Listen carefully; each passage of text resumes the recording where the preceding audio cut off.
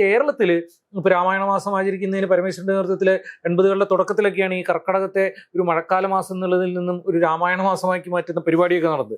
ഇത് ഈ പഞ്ഞമാസത്തിൽ നിന്നും BJPയുടെ രാഷ്ട്രീയ പഞ്ഞമാസത്തിൽ നിന്നും സംഘപരിവാറിൻ്റെ ഹിന്ദുത്വ രാഷ്ട്രീയത്തിൻ്റെ സമൃദ്ധിയുടെ വിളവെടുക്കാൻ പറ്റുന്ന ഒരു കാലത്തേക്ക് BJPയുടെ യാത്രയെ സുഗമമാക്കുന്നതിൽ BJPയുടെ സംഘടനാ ശരീരം കൊണ്ട് മാത്രമല്ല അത് സ്ഥാപിച്ചത്, ഈ തങ്ങൾക്ക് വലിയ ബുദ്ധിയുണ്ട് എന്ന് CPM ധരിച്ചുകൊണ്ട് നടത്തിയ ഈ വിഡ്ഢിത്വമോ അല്ലെങ്കിൽ അവസരവാദമോ, ഇപ്പോൾ നമ്മളതിനെ കാണുന്നത് അറിഞ്ഞുകൊണ്ട് നടത്തിയ രാഷ്ട്രീയ വഞ്ചന എന്നാണ് ഞാൻ അതിനെ പറയുക, അല്ലാണ്ട് വിഡ്ഢിത്വമൊന്നുമില്ല. അവരത് അറിഞ്ഞുകൊണ്ട് നടത്തിയ കേരളത്തിലെ അവർക്കൊപ്പം നിൽക്കുന്ന ഇടതുപക്ഷത്തിൻ്റെ വിശാല സ്പെക്ട്രത്തിൽ നിൽക്കുന്ന ആളുകളോട് അവർ കാണിച്ച പൊളിറ്റിക്കൽ ചതിയാണ്, രാഷ്ട്രീയ വഞ്ചനയുടെ ഭാഗമായിട്ടാണ്. അതെന്താ ചെയ്തത്? ഈ നേരത്തെ പറഞ്ഞ വെള്ളാപ്പള്ളിയുടെ വിഷയം പോലെ മുസ്ലിം വെറുപ്പിനെ ഒരു പൊതുവിഷയമാക്കി മാറ്റുക.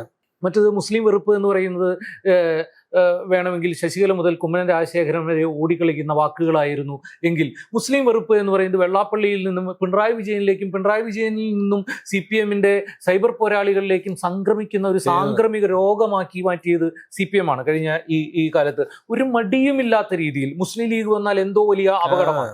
ലീഗിനോട് നമുക്ക് വലിയ വിമർശനങ്ങളൊക്കെ ഉണ്ട്, ജമാഅത്തെ ഇസ്ലാമിയോട് വിമർശനങ്ങളുണ്ട്, ലീഗ് പോലെയല്ല ജമാഅത്തെ ഇസ്ലാമി, വലിയ വിമർശനങ്ങളുണ്ട്. പക്ഷേ ജമാഅത്തെ ഇസ്ലാമി എന്ന് അവർ പറയുന്നത് മുസ്ലിം മുസ്ലിം മുസ്ലിം എന്ന് ജനങ്ങൾ കേൾക്കണം എന്നുള്ളത് കൊണ്ട് അതെല്ലാവർക്കും മനസ്സിലാകുന്നു.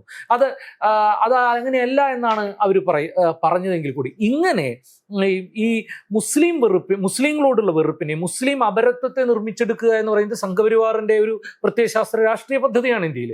അതിനെ കേരളത്തിൽ മുസ്ലിം പൊളിറ്റിക്സ് ആണോ ഈ തെരഞ്ഞെടുപ്പിലൊക്കെ ഏറ്റവും വലിയ വിഷയമായി വരുന്നത്? അല്ല.